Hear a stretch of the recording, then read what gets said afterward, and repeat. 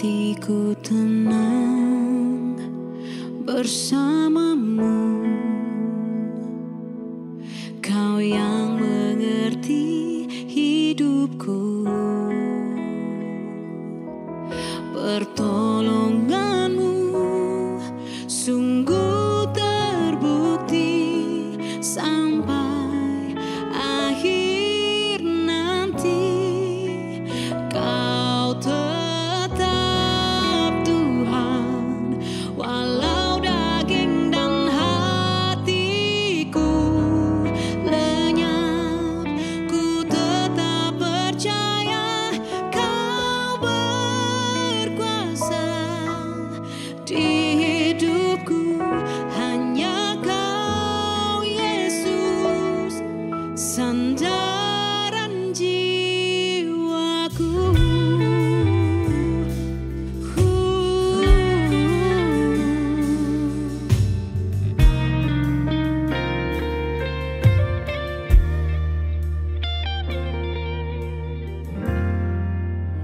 Hatiku tenang bersamamu, Kau yang mengerti hidupku. Pertolonganmu sungguh terbukti sampai akhir nanti. Kau tetap Tuhan, walau daging dan hatiku lenyap, ku tetap percaya Kau berkuasa di hidupku. Hanya Kau Yesus, sandaran jiwaku. Hanya Kau Yesus, Hanya Kau Yesus,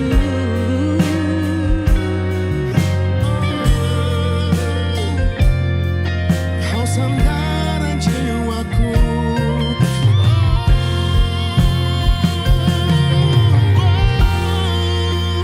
Kau tetap Tuhan, walau daging dan hatiku lenyap, ku tetap percaya Kau berkuasa di hidupku.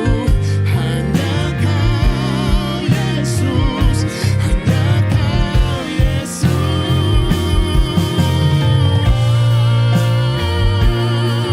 Walau daging dan hatiku lenyap, ku tetap percaya Kau berkuasa di hidupku. Hanya Kau Yesus, sandaran jiwaku.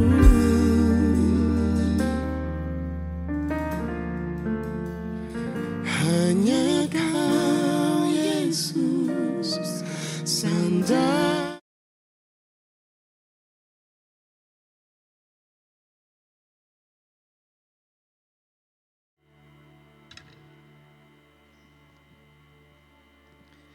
Shalom, selamat pagi Bapak Ibu Saudara terkasih. Shalom. Kita bersyukur sekali lagi, tidak terasa Bapak Ibu ya, kalau minggu lepas minggu mungkin dalam hitungan kita kok cepat ya gitu ya. Tapi kita lihat bahkan Salomo pun menulis dalam apa yang dia tulis bahwa waktu semuanya itu berjalan sangat cepat. Semua seperti sia-sia. Tapi apa yang kita lakukan ketika kita tahu waktu itu demikian singkatnya, baiklah kita lakukan segala sesuatu dalam kehidupan kita untuk Tuhan. Yang mau katakan amin Bapak Ibu Saudara. Pagi ini sapa kiri kanan Bapak Ibu dengan sukacita. Katakan Yesus sayang sama engkau, amin. Bapak Ibu di rumah-rumah shalom. Kasih Tuhan berlimpah buat kita. Dan mari kembali kita bersyukur hari ini Bapak Ibu Saudara, saya percaya setiap kita dalam minggu ini punya pengalaman yang hebat sama Tuhan. Ayo kita bersyukur kepada Dia, kita buka kedua tangan kita. Kami bersyukur buat anugerah-Mu, terima kasih buat kebaikan Tuhan. Tidak pernah berhenti kami terus melihat Tuhan menyertai langkah kami.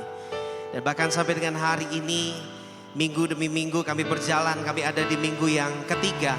Kami terus melihat Tuhan menyertai setiap kami. Kami bersyukur pagi hari ini kami percaya Tuhan, Kau bukan hanya ada di tempat ini.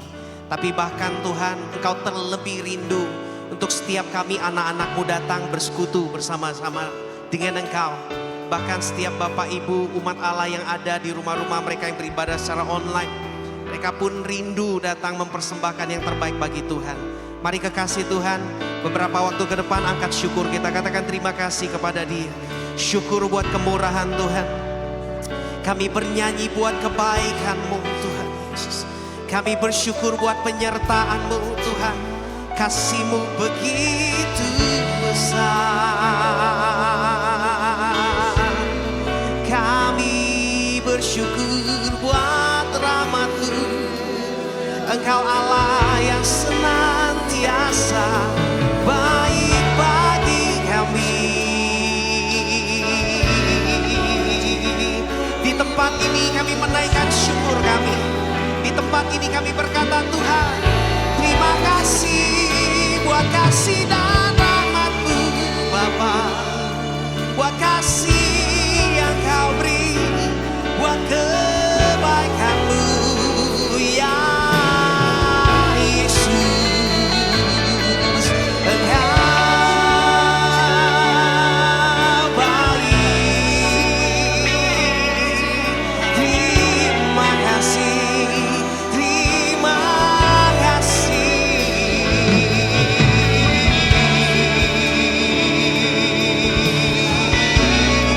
Dari hati yang mengasihi Kau, pagi ini kami mulai bermazmur, menyanyikan nyanyian syukur kami Tuhan.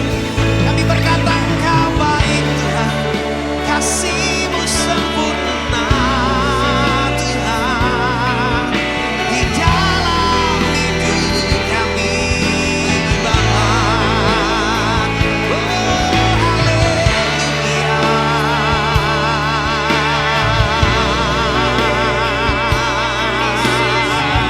Bahkan kami tahu kepada siapa kami datang pagi hari ini. Dan kami tahu kepada siapa kami menyembah pagi hari ini. Pada nama yang berkuasa, Yesus Tuhan, Raja di atas segala raja. Haleluya. Oh ya Tuhan, terima kasih.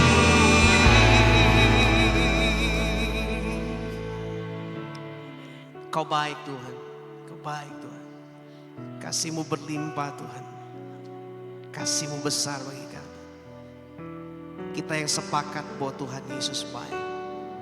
Katakan amin Bapak Ibu Saudara. Kita berikan tepuk tangan bagi Allah kita yang luar biasa. Terima kasih Tuhan.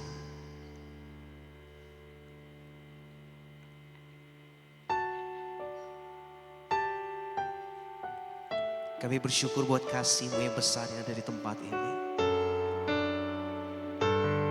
Tidak pernah berubah dulu, sekarang, sampai selama-lamanya Tuhan Yesus. Kami bersyukur buat kemurahan-Mu. Kami bersyukur buat segala perbuatan-Mu yang ajaib.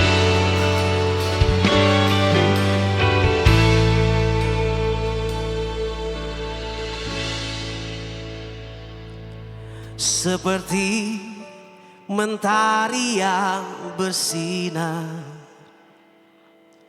seperti itu kasih Bapa,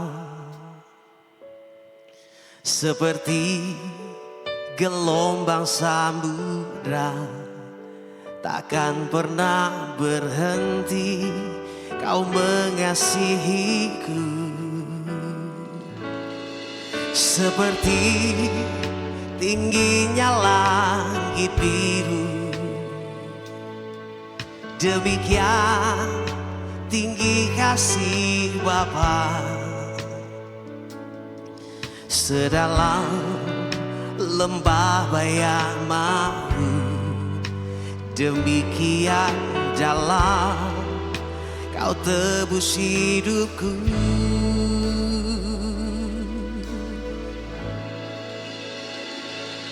Kasih-Mu lebih dari mentari yang tak pernah berhenti memancarkan sinarnya. Cinta-Mu lebih dari samudra, tenggelamku di dalam kesetiaan-Mu Tuhan. Terima kasih atas cinta-Mu. Oh ya Tuhan,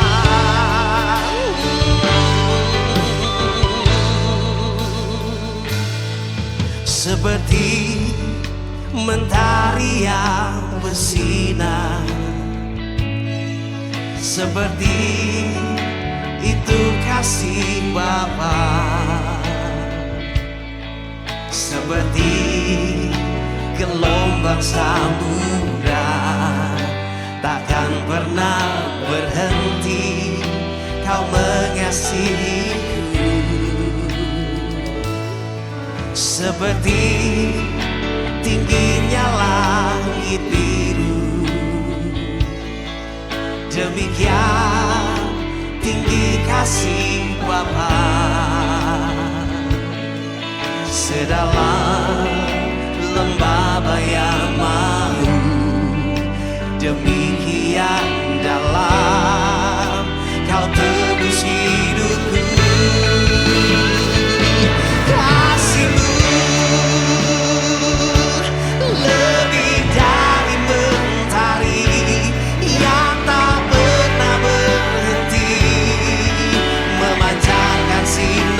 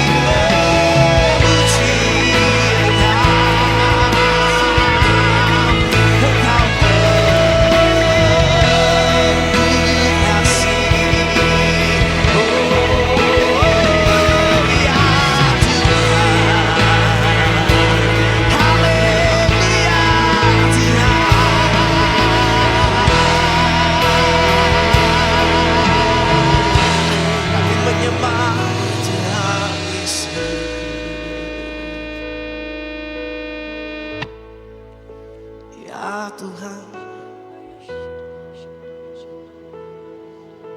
ya Tuhan, ya Tuhan.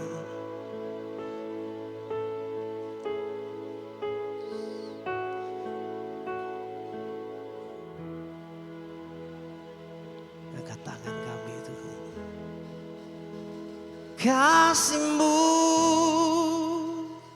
lebih dari mentari yang tak pernah berhenti memancarkan sinarnya.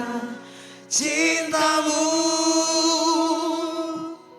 lebih dari samudra, tenggelamku di dalam kesetiaan-Mu Tuhan. Terima kasih atas cinta-Mu.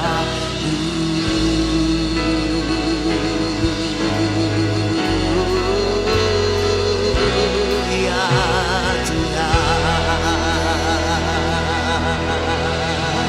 kami mengasihi-Mu Tuhan Yesus. Terima kasih. Haleluya. Bapak Ibu, kalau kita bertanya dan kita boleh jujur, tidak pernah ada hal yang dapat kita kerjakan buat membalas kasih Tuhan. Yang setuju katakan amin. Allah kita mengerjakan kasih yang sempurna. Jadi kalau kita bilang kita punya kasih, Tuhan punya kasih yang sempurna. Kasih sempurna sudah kita terima. Yang setuju katakan amin. Karena dialah kekuatan dalam kehidupan kita. Yang percaya katakan amin. Berikan tepuk tangan sekali buat Tuhan Yesus pagi hari. Bilang kiri kananmu, Allah kekuatan buat kita. Amin. Haleluya. Bapak Ibu di rumah-rumah, mari bersama-sama pagi hari ini memuji dan memuliakan Allah kita. Bertepuk tangan bersama-sama saudara. Come on.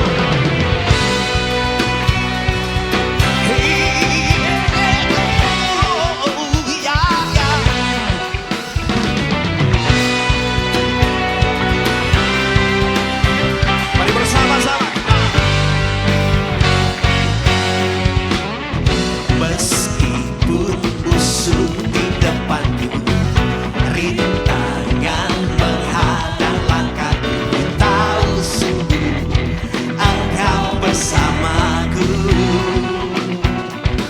Ya,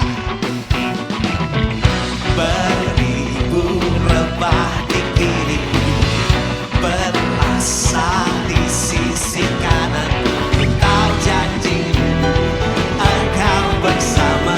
Mari bersama-sama katakan, takkan pernah goyah keyakinanku pada dirimu, Yesus Tuhanku. Tiada yang seperti dirimu. Kaulah Tuhanku, kebanggaanku.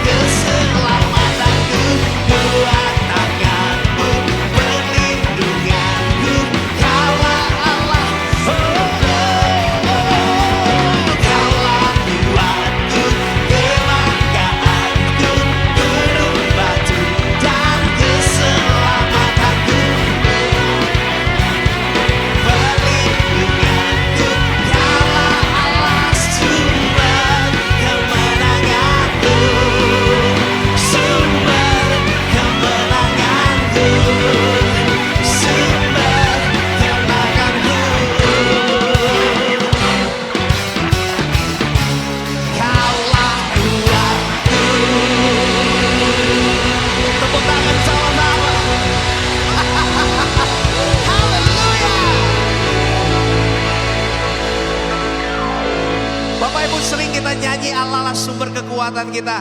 Tapi biarlah hari ini selain kita bernyanyi, kita juga lakukan dalam kehidupan kita. Percaya Allah lah sumber kekuatan kita. Yesus juga katakan amin.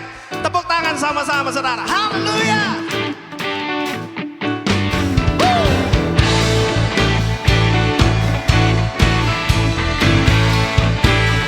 Sama-sama. Hanya kau milikku di surga. Tiada yang ku ingini di bumi, hanya kau. Tak ku andalkan kekuatan, namun yang pasti katakan, namun yang pasti kau tetap selamanya. Allah sumber kuatku, Allah sumber kuatku, Allah sumber kuatku dan bagianku selamanya. Allah sumber, oh ya,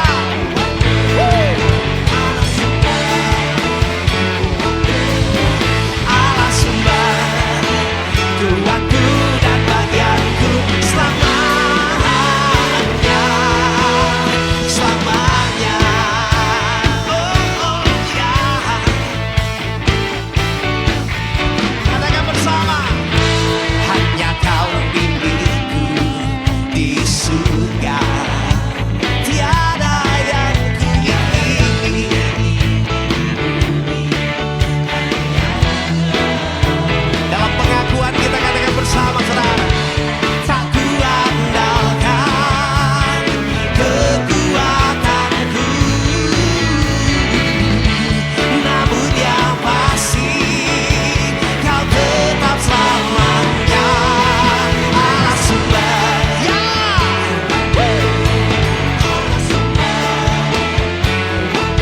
Mari di rumah-rumah saudara memuji Dia, katakan bersama-sama. Allah sumber kuatku, Allah sumber kuatku, Allah sumber kuatku dan bagianku selamanya, selamanya.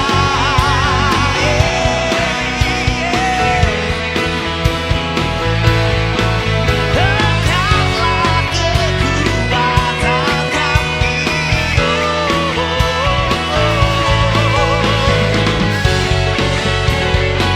Mari bersuka di alam kekuatan di tengah-tengah kita selalu.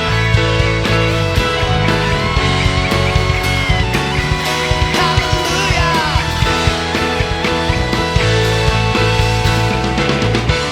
Tak ku andalkan kekuatanku, kekuatanku. Oh, namun yang pasti kau tetap selamanya.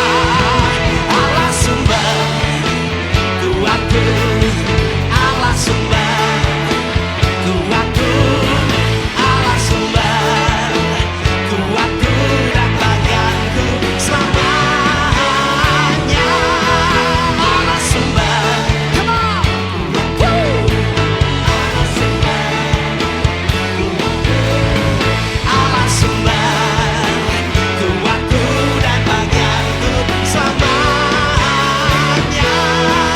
Allah sumber kuatku, Allah sumber kuatku, Allah sumber kuatku dan bagianku selamanya,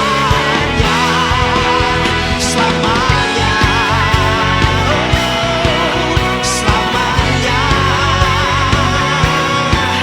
selamanya. Berikan tepuk tangan bagi Dia saudara. Katakan haleluya. Haleluya. Haleluya. Tuhan Yesus. Haleluya. Tepuk tangan tanpa musik Bapak Ibu Saudara. Sorakan haleluya. Yesus kekuatan kita. Yang setuju katakan amin. Amin. Bapak Ibu silakan duduk dalam hadirat Tuhan.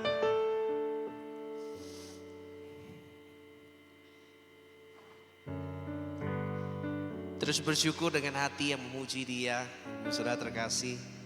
Dan kita tahu bahwa Tuhan Allah yang kita sembah, Dia betul-betul adalah sumber kemenangan dan kekuatan bagi kita. Kami bersyukur Tuhan, biar hari lepas hari kami selalu andalkan Engkau. Hari lepas hari kami berpegang kepada Tuhan. Terima kasih Tuhan hadir di tempat ini Tuhan. Tuhan hadir di tempat ini. 1-2 menit Bapak Ibu ambil waktu teduh. Terus bersyukur kepada Dia. Dari hati yang terdalam kita mengalir pujian kepada Dia. Katakan terima kasih buat kebaikan Tuhan.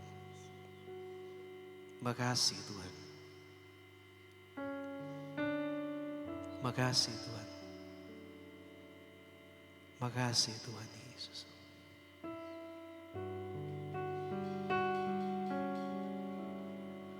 Terima kasih Tuhan Yesus. Kau baik Tuhan Yesus.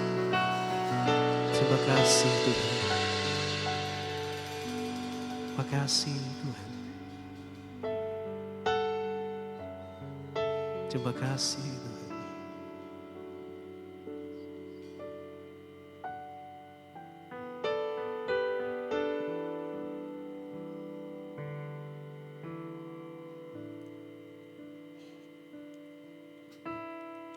Bukan dengan kekuatanku ku dapat jalani hidupku tanpa Tuhan yang di sampingku.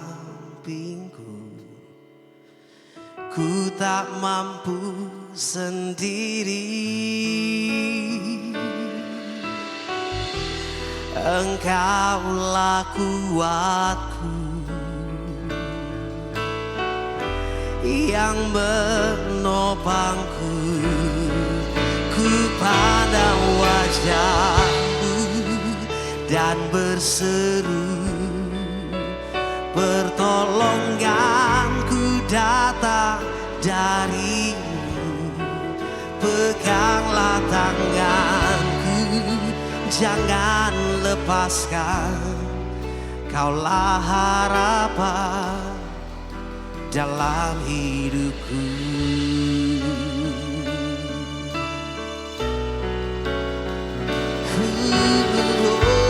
Ya Kau Tuhan, bukan dengan kekuatanku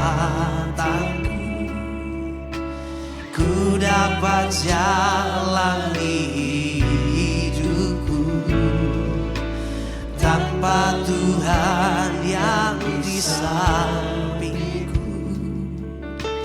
Ku tak mampu sendiri. Engkaulah kuatku yang menopangku. Ku pandang wajah-Mu dan berseru, pertolonganku datang dari-Mu. Peganglah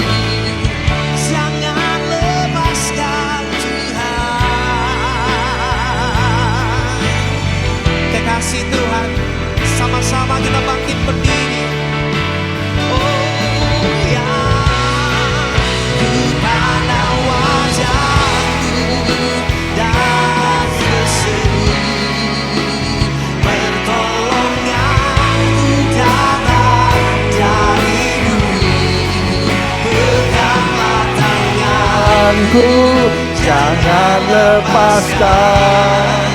Kaulah harapan dalam hidupku. Yang wajahmu dan berseru, pertolonganku datang darimu. Peganglah tanganku, jangan lepaskan. Kaulah harapan dalam hidupku. Kaulah harapan dalam hidupku. Kaulah harapan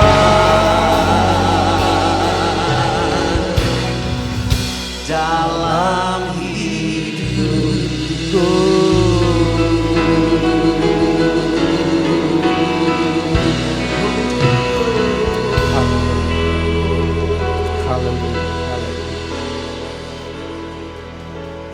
Benar Tuhan, Engkaulah harapan di dalam kehidupan setiap kami. Kami bersyukur kalau pagi hari ini Engkau masih memberikan kepada kami kesempatan, nafas hidup untuk kami boleh bersama-sama hadir di rumah Tuhan di sini. Untuk kami boleh bersama-sama memuji, menyembah dan memuliakan Tuhan. Engkau Allah yang bertahta di atas segala puji-pujian umat-Mu.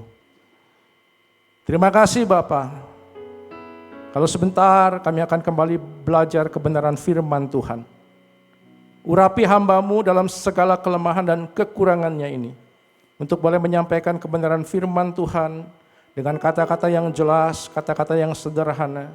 Berikan pencerahan kepada setiap kami. Sehingga Tuhan kami bukan hanya mendengar firman Tuhan dan melupakan. Tetapi Tuhan terlebih kami boleh melakukan itu di dalam kehidupan kami sehari-hari. Bapa, kami bersyukur karena firman-Mu Tuhan yang menghidupkan kami. Firman-Mu yang hidup. Karena itu Tuhan kami boleh menjalani kehidupan ini dengan penuh harapan, tanpa takut, tidak gentar, karena kami tahu siapa Tuhan yang kami percaya dan kami sembah. Terima kasih Bapa, kami serahkan jam pemberitaan firman-Mu hanya ke dalam tangan-Mu.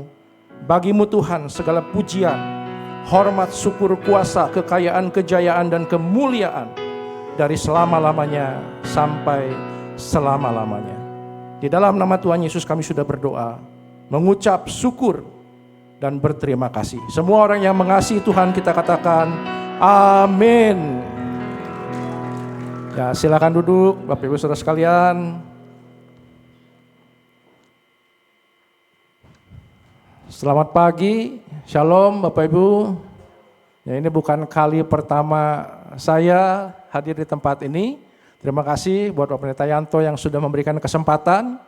Ya, mungkin ini sudah 3 tahun yang lalu, ya. Dan ketika saya bertanya apa tema firman Tuhan, tema besarnya tahun ini masih agape. Nah, ketika saya cek sama dengan 3 tahun yang lalu, ya, temanya agape. Ya, tadi sempat berbicara dengan Bapak Pendeta Adi. Ya, saya bilang, waduh ini kemurahannya terus berlangsung nih, kasih terus saya bilang. Ya, luar biasa. Tuhan masih memberikan kita kesempatan, ya, Tuhan sangat mengasihi setiap kita. Nah, ada salam yang saya sampaikan ya, jadi waktu saya minta izin sama Bapak Gembala, saya beribadah di gereja Rehoboth, Jemaat Dewi Sartika, bilang saya mau melayani di GBI Patuha, ya, beliau bilang tolong sampaikan sama Bapak Gembala juga sama segenap sidang jemaat katanya ya bahwa cukup mengenal ya dekat terutama dengan almarhum ya Bapak Tan Tiau Chun dan almarhum Tan Tiau Bi ya. Jadi saya sendiri nggak tahu gitu. Tadi sempat bicara dengan Bapak Gembala Payanto diceritakan jadi sejarah masa lalunya. Ternyata kita itu ada deket-deketnya ya dari Pentakosta gitu kan sebelumnya ya, dan Rehoboth masih tetap Pentakosta, Ya GBI apa? Karismatik juga mungkin ya, Pentakosta juga. Tadi Pak Adi bilang, waduh senang dengan ajaran apa? Calvin katanya. Wah, ya tambah seru ya, semakin apa? Berkembang luar biasa. Juga saya ingin menyampaikan salam dari istri yang belum sempat hadir bersama-sama karena memang hari ini dia juga ada pelayanan di gereja kami. Nah, tema firman Tuhan pagi hari ini adalah tentang tentang divine love ya, kasih ilahi ya, dengan perikopnya itu mengenai love your enemy ya, mengasihi musuhmu ya, kasih ilahi mengasihi musuhmu. Kelihatannya cukup berat mungkin ya, mengasihi musuh. Kita akan lihat bersama-sama ya apa yang dikatakan oleh firman Tuhan ya, karena kasih merupakan ajaran ya, agape, ajaran yang utama dari Tuhan kita Yesus Kristus. Jadi kalau kita ditanya apa yang membedakan kekristenan dengan agama-agama yang lain atau dengan filosofi atau dengan ajaran-ajaran yang lain, apa sih yang ngebedainnya? Ya, banyak orang bilang, wah sama aja, yang penting mah ngajarin kebaikan. Semua juga nggak ada yang ngajarin yang jahat, ya salah. Ya. Kekristenan berbeda dengan agama lain, dengan filosofi atau dengan ajaran-ajaran lain. Kenapa? Karena kekristenan dimulai dari Allah yang berinkarnasi, yang menjelma menjadi manusia, datang ke dunia. Untuk apa? Untuk menyelamatkan kita orang-orang berdosa. Nah, sementara ajaran-ajaran lain atau agama-agama lain ya, atau filosofi mengajarkan kepada kita, jadi inisiatif dari kita ya untuk mencapai satu kebahagiaan. Ya, jadi ada tujuan mungkin untuk mencapai Allah atau mencapai kebahagiaan atau lain sebagainya. Inisiatifnya dari kita. Nah, sementara kekristenan yaitu adalah inisiatifnya dari Tuhan. Ya, jadi pasti berbeda. Nah, sekali lagi, kasih adalah ajaran utama dari kekristenan yang diajarkan oleh Tuhan Yesus. Di mana kita bisa mempelajari tentang ajaran-ajaran Yesus yang lainnya. Nah, kalau kita membaca Injil Matius ya, pasal 5 sampai 7 itu tertulis banyak tentang ajaran-ajaran Tuhan Yesus. Dan salah satunya ya adalah di pasal yang kelima ayat 43 sampai dengan ayat 44. Saya akan bacakan ya. Saya pakai TB1, terjemahan baru 1. Jadi kalau ada yang pakai 2 mungkin bisa sedikit berbeda, tapi yang saya pakai ini semua dari TB1. Kamu telah mendengar firman, kasihilah sesamamu manusia dan bencilah musuhmu. Tetapi aku berkata kepadamu, kasihilah musuhmu dan berdoalah bagi mereka yang menganiaya kamu. Coba kalau kita bayangkan, ini ajaran yang berubah secara radikal. Yang pertama kan bilang supaya kalau kita itu ya mengasihi sama manusia dan membenci musuh kita. Tetapi Tuhan Yesus mengajarkan kasihilah musuhmu dan berdoalah bagi mereka yang menganiaya kamu. Jadi bukan hanya dari orang membenci kita lupakan, ya udahlah jangan dianggap, ya lupakan, pohokeun we, ya. Orang itu bisa nggak benar, jahat sama kita dan sebagainya atau membenci kita. Tuhan tidak bilang gitu, tidak hanya melupakan, tapi dikatakan lebih hebat lagi secara radikal adalah supaya mengasihi. Susah kan? Ya, orang yang tidak baik sama kita, bahkan orang yang jahat sama kita, musuh kita, disuruh oleh Tuhan kasih mereka. Doain buat mereka yang menganiaya kamu. Jadi ini perubahan yang sekali lagi sangat radikal yang diajarkan oleh Tuhan Yesus. Selanjutnya, dan contoh yang terbaik, ya tentu kan selalu biasanya harus ada aplikasinya.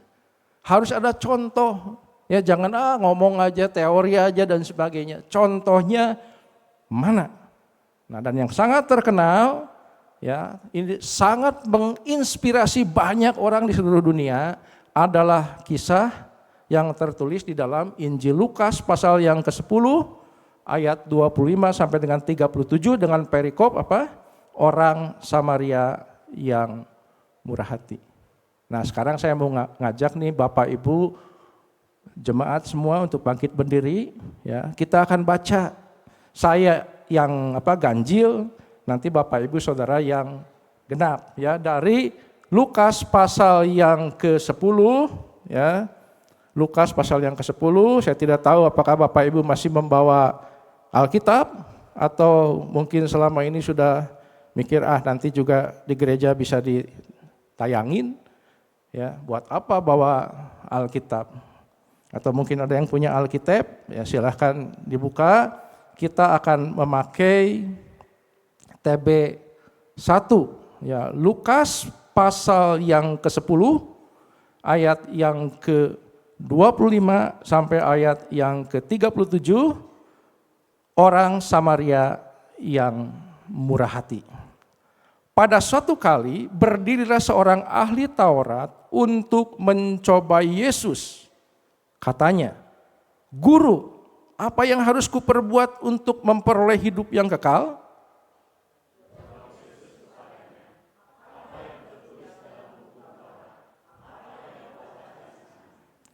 Jawab orang itu, "Kasihilah Tuhan Allahmu dengan segenap hatimu dan dengan segenap jiwamu dan dengan segenap kekuatanmu dan dengan segenap akal budimu, dan kasihilah sesamamu manusia seperti dirimu sendiri."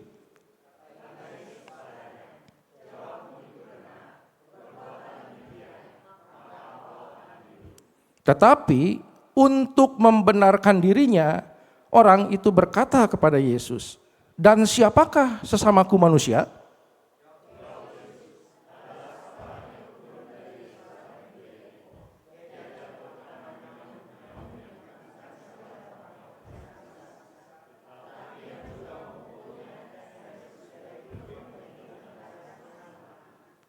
Kebetulan ada seorang imam turun melalui jalan itu. Ia melihat orang itu, tetapi ia melewatinya dari seberang jalan.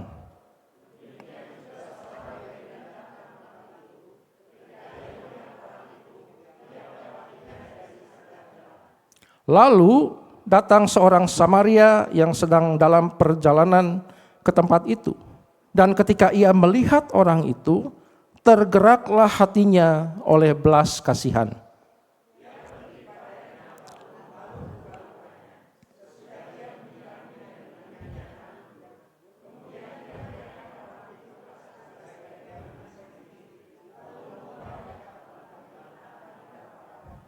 Keesokan harinya ia menyerahkan 2 dinar kepada pemilik penginapan itu, katanya, "Rawatlah dia.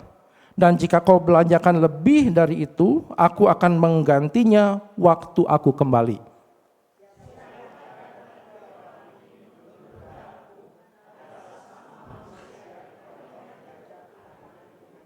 Kita akan baca sama-sama. Jawab orang itu, orang yang telah menunjukkan belas kasihan kepadanya. Kata Yesus kepadanya, "Pergilah dan perbuatlah demikian." Silakan duduk. Terima kasih untuk kesediaannya, ya. Sedikit membuat kita lebih seger, ya, karena mungkin tadi berdiri, ya. Nah, kalau kita membaca kisah ini, ya, saya percaya setiap kita sudah pernah mendengar cerita ini berkali-kali, berpuluh kali, bahkan mungkin beratus-ratus kali, ya, karena ini adalah salah satu cerita yang sangat terkenal. Jadi ada seorang ahli Taurat, ya, ahli hebat berarti kan, ya, master, ya, mungkin doktor gitu kan, ya, tentang Taurat. Dan dia dikatakan apa? Datang dengan tujuan untuk apa? Mencobai Yesus. Jadi dia datang tujuannya bukan ingin tahu, bukan benar-benar apa tulus gitu ya, tapi tujuan dia adalah untuk menguji.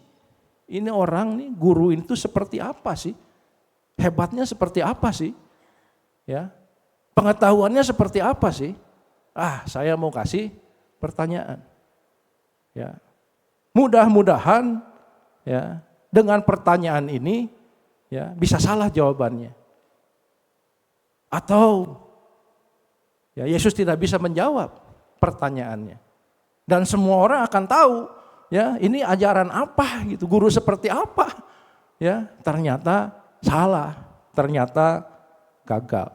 Ya, itu harapan dia. Kan namanya orang mencobai itu biasanya untuk apa? Menjatuhkan seseorang. Dan dia datang dengan tujuan itu. Pertanyaan yang pertama, tadi kita sudah baca ya di ayat yang ke-25, tentang apa yang harus diperbuat untuk memperoleh hidup yang kekal. Nah, jadi pagi ini saya ingin sedikit bersama Bapak Ibu untuk mengeksposisi ya. Kita senang nih sekarang di Dewi Sartika di Rehoboth itu senang apa firman Tuhan dieksposisi. Lebih berat buat yang bawa, tapi juga sama-sama bisa mendapat berkat. Jadi detail ya, tadi kita kan ceritanya udah tahu ya, itu mah ceritanya gitu ya. Nah, tapi ya kalaupun judulnya disebut di sini orang Samaria yang murah hati, disebut sebagai perumpamaan, ya kalau saya cukup yakin bahwa ini tuh benar-benar kejadian. Ya, kenapa? Bayangin dia seorang ahli Taurat, ya kemudian Tuhan Yesus menceritakan cerita seperti tadi. Kalau Tuhan Yesus ngarang, ya pasti ya di sana banyak orang Yahudi, ada ahli Taurat, ada orang Saduki, ya ada banyak orang yang lain di sana bersama-sama dengan mereka, ada orang Farisi juga. Ya, nah kalau Tuhan Yesus ngarang nih, ya seolah-olah kan merendahkan ya. Iya kan, merendahkan orang Yahudi kan. Ya, jadi kejadian ini ya pasti benar. Ya, ada kejadian yang seperti ini. Nah, Bapak Ibu Saudara sekalian, Yesus tidak mungkin terjebak ya atau bisa dijebak dengan pertanyaan-pertanyaan dari siapapun, termasuk dari ahli Taurat. Kalau kita masih ingat ada cerita ketika Yesus itu atau mereka membawa seorang perempuan yang berzina, ya kan selalu dijebak kan, apa yang harus dilakukan? Taurat bilang begini kan, selalu ya mau menjebak, mau mencobai, mau menjatuhkan. Tapi ya dia adalah Yesus Tuhan, ya nggak mungkin bisa dijebak dan tidak mungkin akan terjebak. Nah, apa yang dikatakannya oleh Tuhan Yesus? Saya bertanya balik ya kepada ahli Taurat yang tadi di ayat 26. Apa yang tertulis ya dalam Taurat apa? Betul nggak? Apa? Dijawab oleh si ahli Taurat ya karena dia ahli pasti dia hafal ya, pasti ngelotok, pasti dia tahu ya apa sih jawaban itu. Ya, makanya kenapa saya katakan dia hanya untuk mencoba, dia tahu kok jawabannya. Hanya ingin tahu saja apa jawaban dari Yesus. Nah, jadi dia menjawab dengan menggabungkan ya 10 hukum Taurat. Ya, itu dijadikan 2 hukum yang utama dan yang terutama. Nah, kalau kita baca ya di Injil Markus ya, Tuhan Yesus juga mengatakan hal yang sama. Markus 12 ayat 30-31. Kasihilah Tuhan Allahmu dengan segenap hatimu dan dengan segenap jiwamu dan dengan segenap akal budimu dan dengan segenap kekuatanmu. Dan hukum yang kedua ialah kasihilah sesamamu manusia seperti dirimu sendiri. Tidak ada hukum lain yang lebih utama daripada kedua hukum ini. Jadi yang 10 hukum Taurat itu digabung menjadi 2, diringkas jadi 2. Kasihilah Tuhan Allahmu dengan segenap hatimu, dengan segenap jiwamu, dengan segenap akal budimu, dengan segenap pengetahuanmu. Ya, dan kasihilah sesamamu manusia seperti dirimu sendiri. Ya, hanya 2 gabungan besar, kasih kepada Allah dan kasih kepada sesama manusia. Inti dari keseluruhan ya adalah seperti itu. Kasihi sama manusia, kasih Allah, kasih sama manusia ya dengan sepenuh hatimu. Ya, bukan setengah-setengah. Ya, bukan sebagian-sebagian, tapi dengan seluruh hidupmu. Ya. Nah, untuk membenarkan dirinya, ayat 29, ahli Taurat ini minta penjelasan kepada Yesus kan. Siapa sih sesama manusia itu? Ya, siapa? Ya kan? Semua juga manusia, tapi siapa sesama manusia yang dimaksud ya di sini? Nah, makanya kemudian Yesus menceritakan kisah perjalanan dari seorang Yahudi ya menuju ke Yeriko. Dari Yerusalem dia ke Yeriko. Nah, kalau nanti Bapak Ibu mungkin bisa cari-cari juga, dikatakan jaraknya itu sekitar 17 mil. Ya, 17 mil itu kurang lebih 27 kilo. Ya, mungkin dari sini kemana ya? Ke Ciwidey gitu. Ya, pokoknya sekitar 27 kilo. Jalannya sangat menurun. Kenapa? Ya, kita bisa bayangkan Yerusalem itu berada 760 meter di atas permukaan laut. Tinggi. Sementara Yeriko ya itu kurang lebih 245 meter di bawah permukaan laut. Jadi kalau dihitung-hitung nurunnya sekilometer lebih ya dari 27 kilo itu. Jadi perjalanan yang sangat menurun.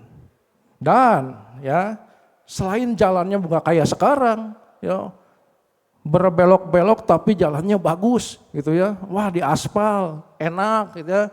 Enggak. Jalan pada waktu itu ya pasti batu-batu, belum ada aspal. Ya, berbelok-belok, berbatu-batu, kemudian apalagi ada padang gurunnya juga. Ya, jadi merupakan jalan yang sangat berbahaya. Kenapa? Karena banyak perampok yang berada di sana, menunggu mangsa.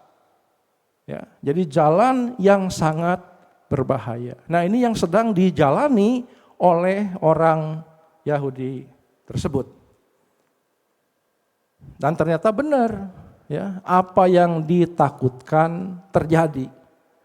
Ya, ternyata dia dirampok, habis-habisan, dipukuli, kemudian ditinggalkan setengah mati.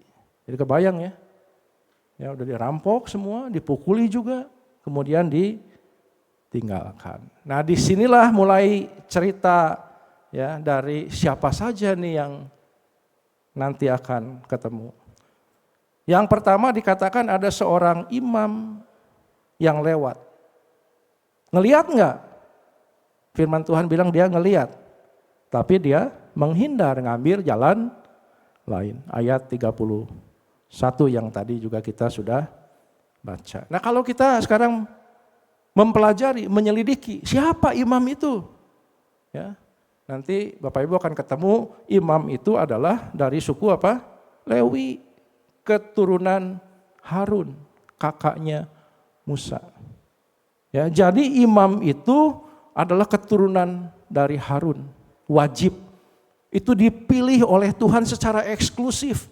Ya, bahwa imam itu harus dari keturunan Harun, kakaknya Musa. Enggak boleh dari suku yang lain.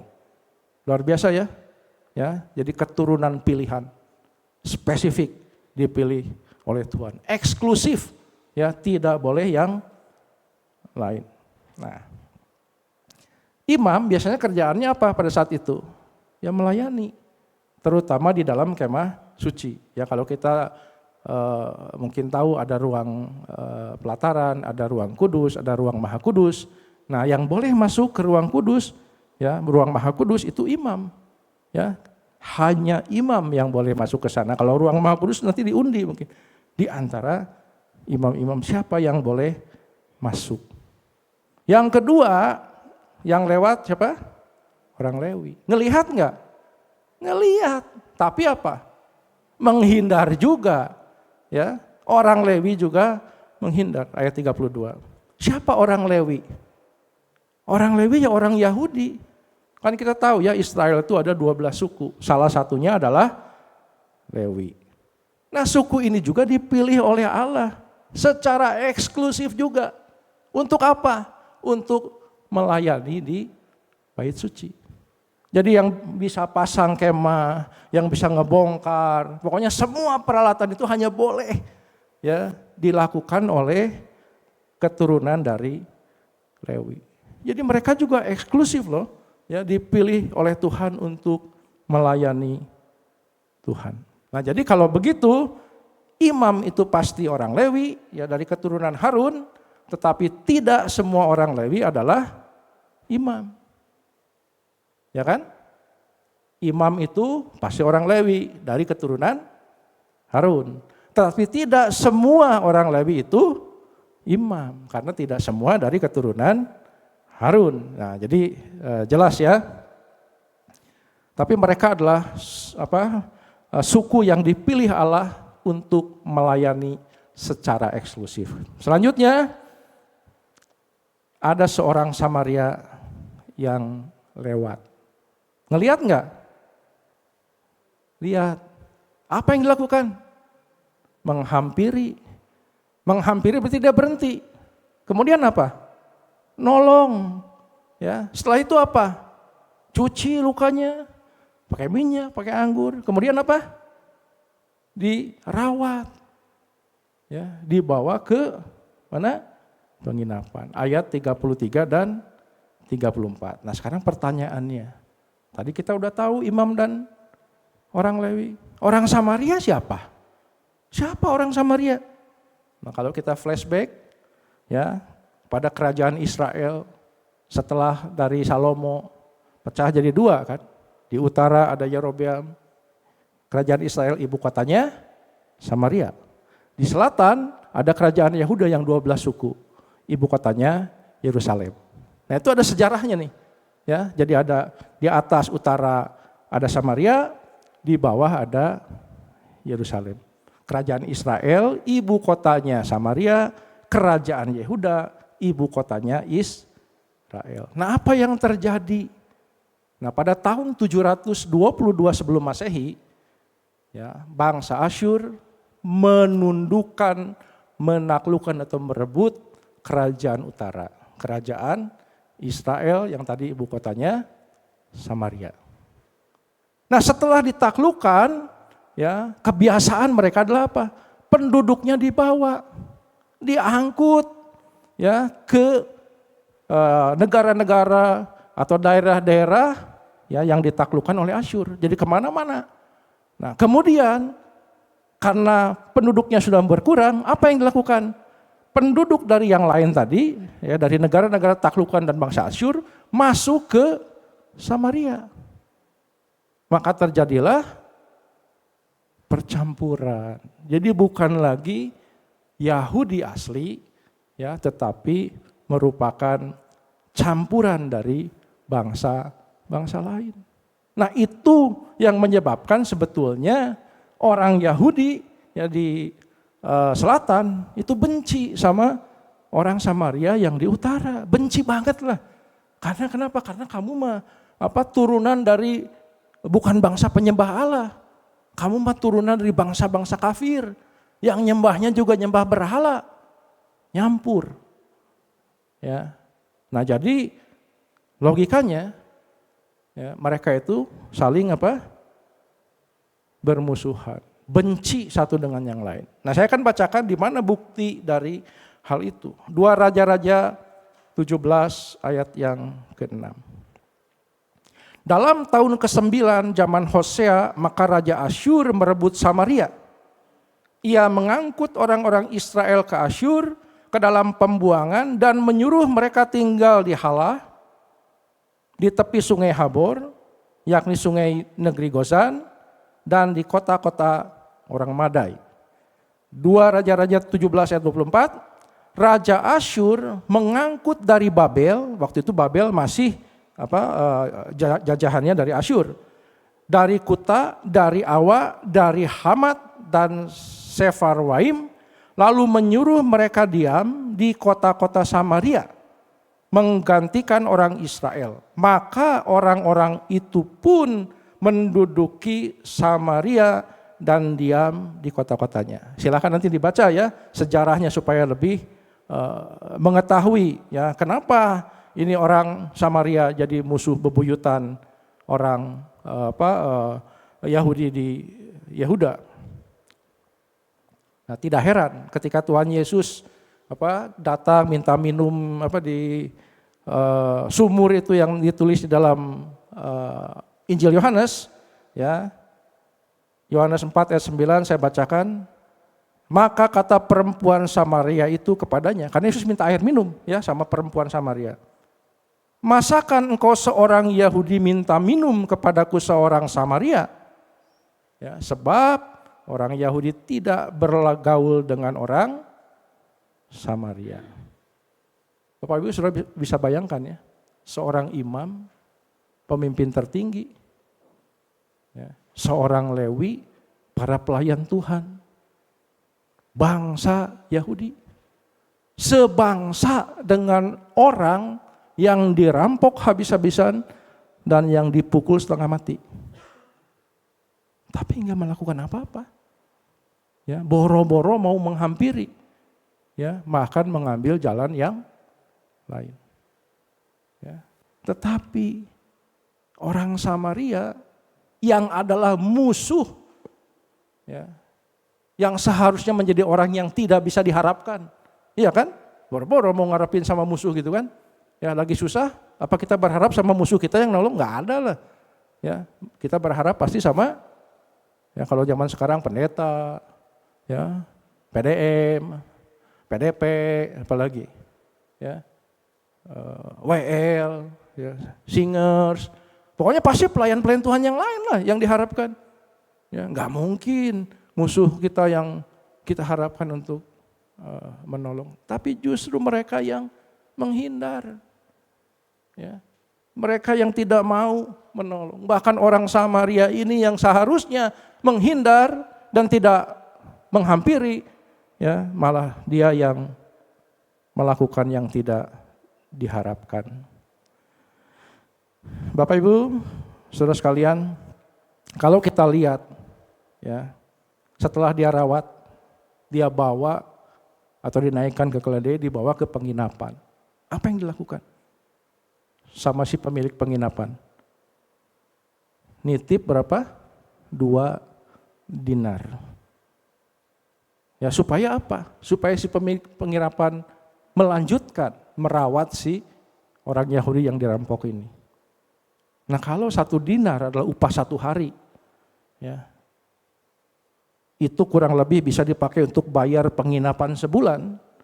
Berarti dia ninggalin untuk berapa bulan? 2 bulan. Ya. Jadi ini nolong yang benar-benar, ya, nolong yang luar biasa, nolong yang sungguh-sungguh. Bahkan lebih dari itu, dia bilang apa?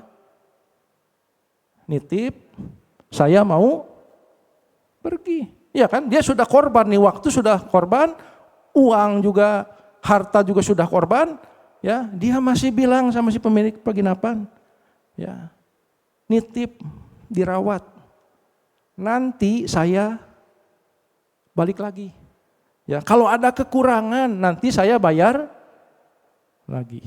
Luar biasa enggak? Ya, jadi ini betul-betul pertolongan yang habis-habisan. Ya.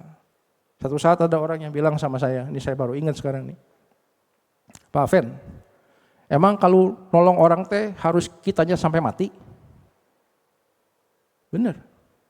Ya, apa kita harus mati kalau kita nolong orang? Ya mungkin kalau kita harus mati karena nolong, ya kalau firman Tuhan bilang gitu gimana? Ya, ya memang Tuhan bilang kalau nolong ya nolong, ya jangan setengah. Tadi kita bisa baca di ayat 35. Nah mari Bapak Ibu Saudara sekalian kita merenung sejenak. Ya. Siapa sih kita di dalam cerita kisah ini? Ya. Apakah saya ahli Taurat? Tahu firman Tuhan, ngelotok. Ya. Tapi seringnya hanya buat apa? Mencobai atau nguji yang lain. Karena ngerasa saya mungkin paling pinter lah. Ya. Bisa juga kita orang Yahudi mungkin yang menjadi korban. Ya. Karena kejahatan orang lain. Atau kita juga menjadi orang yang membenci. Tadi orang Samaria membenci orang lain. Padahal bukan karena kita. Tapi mungkin karena orang tua kita. Nenek moyang kita. Ya, nenek buyut kita. Kemudian kita bawa-bawa sekarang. Ya, sampai kita nggak mau kenal sama anak-anaknya si itu. Kenapa? Dulu dia jahat sama bapak saya, sama kakek saya, sama nenek saya. Dibawa sampai sekarang. Ya, ajaib. Ya, tapi itu terjadi dan dicatat juga dalam firman Tuhan. Ada yang seperti itu. Ya, atau kita mungkin imam.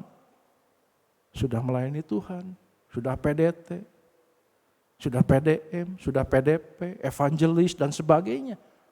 Ya. Atau mungkin tadi kalau Lewi sekarang siapa sih? Ya bisa macam-macam ya mungkin. Majelis ya, tua-tua. Ya, atau siapa lagi? Ya. WL singers. Ya, kita yang sudah dipilih untuk melayani Tuhan. Atau kita adalah orang Samaria yang murah hati itu. Yesus mengingatkan kita semua untuk berbuat seperti orang Samaria. Ayat 37 tadi kita sudah baca bersama-sama. Jawab orang itu. Orang yang telah menunjukkan belas kasihan kepadanya.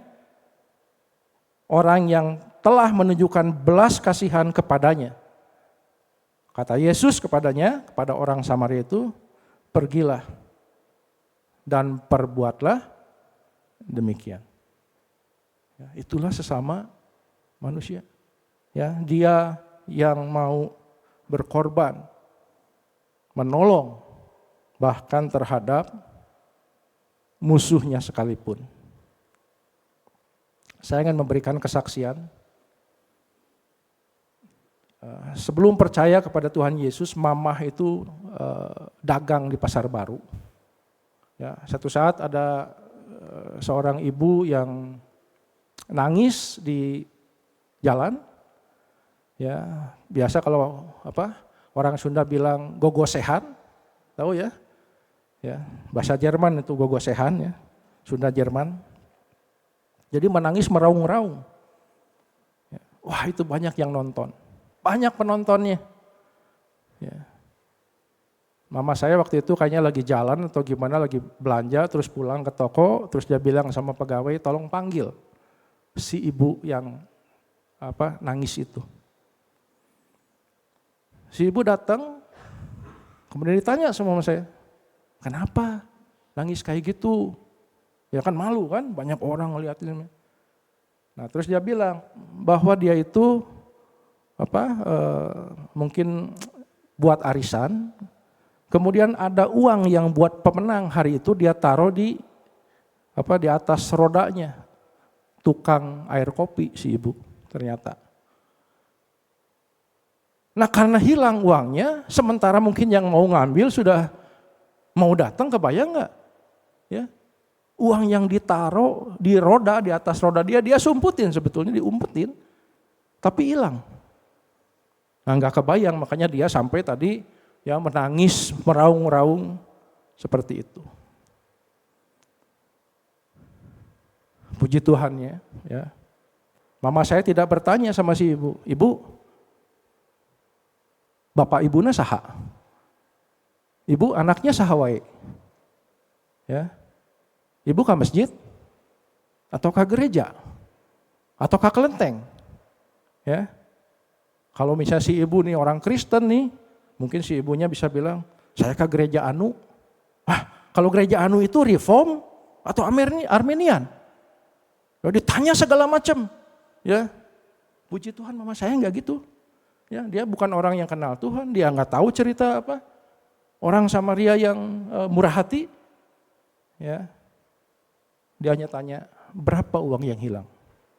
Tadi malam saya ketemu dengan saudara-saudara adik kakak, saya nanya, waktu cerita itu berapa itu uang? Karena seingat saya itu 2 juta atau 3 juta berapa gitu ya. Jadi ada adik saya, ada kakak saya, enggak, cina. Bukan begitu, itu 350.000. Ponakan-ponakan pada nyaut. Iya kan tahun 80 350.000 itu berapa kalau sekarang? Ya kurang lebih 2-3 juta mungkin atau 10 juta, saya nggak tahu. Ya, tapi waktu itu mama saya cuma bilang, nih uangnya, udah jangan nangis malu. Udah selesai, dikasihlah uang sebesar yang hilang karena dicuri itu. Beres. Ya, sekali lagi mama saya pada saat itu bukan anak Tuhan. Bukan orang Kristen, enggak banyak tanya. Ya, pokoknya kalau nolong, ya tolong saja. Selesai kan? Oleh karena itu kenapa dari sejak awal ya saya katakan bahwa ajaran Tuhan kita, ajaran Kristus itu adalah ajaran yang tidak ada tandingannya. Tidak ada bandingannya. Ya, saudara mau cari ajaran dimanapun, enggak ada ajaran yang sehebat dari ajaran dari Tuhan kita Yesus Kristus. Amin. Amin. Jangan ragu-ragu, ya kayaknya takut nih. Ya kita punya guru yang hebat kok takut? Ya guru kita itu guru yang paling hebat, boleh diadu dengan yang lain. Ya jadi nggak usah takut. Roma 5 ayat 8, akan tetapi Allah menunjukkan kasih-Nya kepada kita oleh karena Kristus telah mati untuk kita ketika kita masih berdosa. Nah ini contohnya. Tuhan gak nunggu kamu baik dulu. Ya, kamu jangan dosa dulu. Kamu jangan berbohong, jangan berjudi, jangan berzina, jangan apa dulu. Baru nanti saya mau nebus kamu. Enggak. Ya. Ketika kita masih berdosa, Dia sudah datang. Dia sudah mati di atas kayu salib untuk menebus kita. Nah, jadi kalau kita mau baca dalam Injil Matius ya 2 ayat 37, Yesus mengatakan hal yang sama tentang mengasihi Allah dan juga mengasihi manusia. Sekali lagi ya, pada kedua hukum inilah tergantung seluruh hukum Taurat dan kitab para nabi. Kasih kepada Allah dan kasih kepada sesama manusia. Sama-sama ditulis apa? Tuh, agape, nggak dibedain. Padahal banyak istilah kasih dalam bahasa Yunani. Ya, ada philia, ada eros, betul nggak? Tapi yang dipakai apa? Agape, bukan storge juga. Ya, jadi kasih agape, ya, divine love, kasih ilahi, kasih yang tidak bersyarat. Karena itu, Bapak Ibu Saudara sekalian, mari kita mengasihi tanpa melihat suku, agama, status ekonomi, sosial, pendidikan, pangkat atau apa. Jangan. Ya. Perintah Tuhan, kasihilah musuhmu. Berdoalah buat mereka yang menganiaya kamu. Dan itu adalah ajaran dari siapa? Tuhan kita. Tuhan Yesus memberkati. Mari kita akan berdoa. Bapa, terima kasih Tuhan. Hamba boleh berhenti bicara pagi hari ini. Biar kiranya kebenaran firman Tuhan boleh tertanam di dalam hati kami. Dan kami boleh menjadi pelaku firman.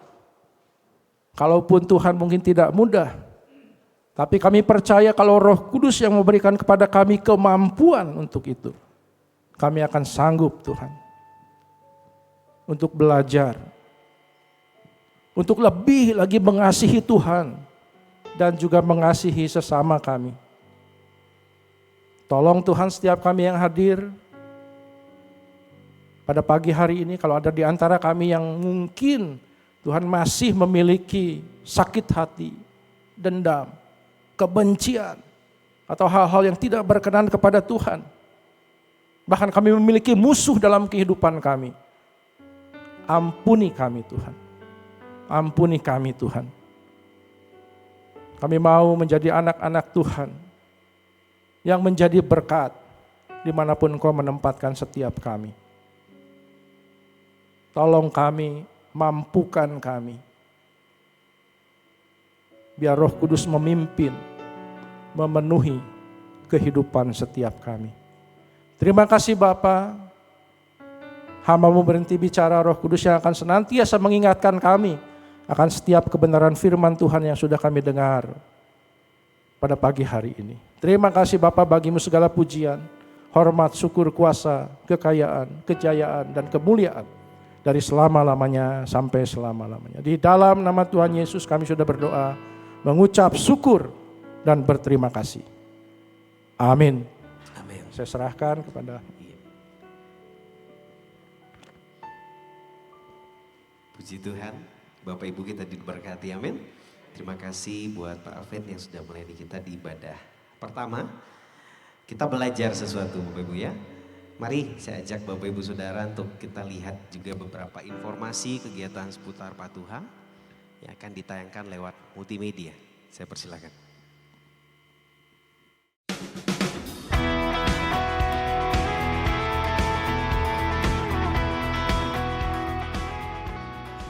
Shalom jemaat terkasih, senang sekali saya Friska Lestari kembali dapat menyapa saudara di minggu ini.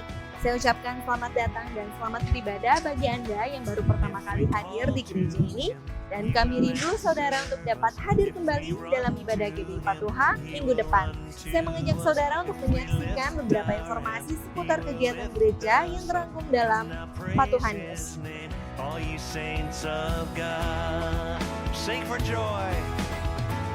Oh, sing for joy to God, our strength. Oh, sing for joy.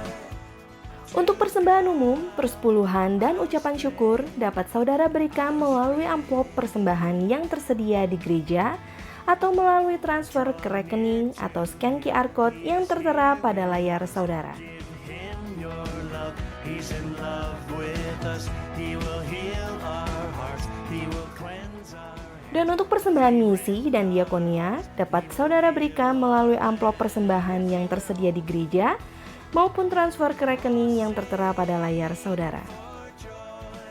Menara Doa GBI Patuha diadakan setiap hari Selasa pukul 9 pagi waktu Indonesia bagian Barat yang dilakukan secara onsite di Menara Doa GBI Patuha lantai 3. Mari saudara, luangkan waktu Anda untuk kita lebih dekat lagi dengan Tuhan melalui Menara Doa ini. Doa puasa GBI Patuha diadakan setiap hari Sabtu pada pukul 10.30 hingga pukul 12.00 waktu Indonesia bagian Barat. Mari kita bersehati berdoa, Tuhan Yesus memberkati. Ibadah Raya Jemaat GBI Patuha dilakukan 2 kali, yaitu pada pukul 8 dan pukul 10 pagi waktu Indonesia bagian Barat. Shalom semuanya, apa kabar kalian? Kami harap kalian baik ya. Kami ingin mengajak kalian semua untuk bergabung dalam ibadah Patuha Kid. Dicatat ya tepat dan waktunya. Di GBI Patuha, Jalan Patuha nomor 27 Bandung pada waktu 10.15 waktu Indonesia Barat. Kami tunggu ya kehadirannya. God bless. Informasi seputar kegiatan gereja dapat saudara lihat melalui Instagram, channel YouTube maupun TikTok GBI Patuha. For joy to God, our strength. Oh, sing, sing for joy to God, our strength. Sekian informasi seputar kegiatan gereja. Saya Friska Lestari mewakili seluruh kru yang bertugas mengucapkan terima kasih atas perhatian saudara. Selamat hari Minggu, tetap semangat, Tuhan Yesus pasti memberkati. To God, our strength. Bapa di dalam surga, terima kasih Tuhan. Kami yakin dan sangat percaya Engkau hadir di tengah-tengah kami, memberkati ibadah kami. Terima kasih Tuhan Yesus. Engkau layak disembah, layak dipuji, layak ditinggikan. Bapa di dalam surga, kami mengucap syukur untuk hamba-Mu Pak Aven yang sudah menyampaikan kebenaran akan firman-Mu. Bapa, kami bukan hanya membaca, kami juga Bapa layakkan dengan kuasa Roh Kudus-Mu untuk melakukan setiap firman-Mu. Bapa di dalam surga, berkati hamba-Mu ini, berkati pelayanannya, berkati keluarganya, dan berkati kesehatannya. Terima kasih Bapa, pakai hamba-Mu ini dengan luar biasa. Sehingga firman yang disampaikan sungguh-sungguh dapat membawa kemenangan bagi setiap jemaat-Mu. Bapa di dalam surga, kami juga berdoa untuk gembala kami yang kami kasihi Tuhan. Terus Engkau pakai gembala kami ini untuk membawa jemaat di gereja ini menjadi jemaat yang sangat sungguh berarti di hadapan Tuhan. Bapa, berkati Ibu Gembala, berkati wakil gembala, berkati keluarga gembala kami ini Tuhan. Terus Engkau Allah memberkati. Terima kasih Bapa. Engkau juga memberkati tim pengembalaan, tim musik, multimedia. Terus Engkau pakai Bapa. Segala jerih lelah mereka tidak akan pernah sia-sia. Terima kasih Bapa, kami berdoa untuk bangsa dan negara kami ini Tuhan. Separah apapun negara kami ini, kami percaya Engkau tidak pernah salah memilih presiden kami. Terus Engkau pakai pemerintahan ini Bapa untuk membawa rakyat Indonesia ini menuju kemakmuran. Bapa di dalam surga, kami juga berdoa untuk jemaat yang hadir Bapa, yang sudah datang ke ibadah ini Tuhan, dan berkati juga Bapa persembahan kami. Biarlah persembahan ini Bapa memperlebar kerajaan-Mu. Terima kasih Bapa, kami akan pulang. Sebelum kami pulang, kami rindu menerima berkat-Mu. Mari saudara, arahkan hatimu, angkatlah kedua tanganmu. Terimalah berkat berasal dari Tuhan. Tuhan memberkati engkau dan melindungi engkau. Tuhan menyinari engkau dan wajahnya dan memberi engkau kasih karunia. Tuhan menghadapkan wajahnya padamu dan memberi engkau damai sejahtera. Oleh karena itu kekasih-kasih Tuhan, pulang dan terimalah berkat, damai sejahtera, sukacita yang melimpah dari Bapa di surga. Di dalam kasih sayang Tuhan Yesus Kristus serta persekutuan yang manis melalui persekutuan Roh Kudus mulai pagi hari ini sampai Maranatha. Tuhan Yesus datang kali yang kedua. Haleluya, mari kita sama-sama katakan amin. Bagi Dia segala pujian, hormat serta syukur kekal selamanya. Bagi Dia segala pujian, hormat serta syukur selama-lamanya. Selama-lamanya. Selama-lamanya.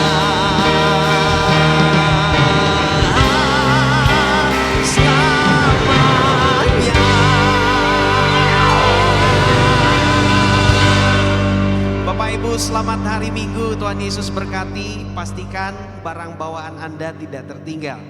Sampai berjumpa minggu depan. Tuhan Yesus berkati.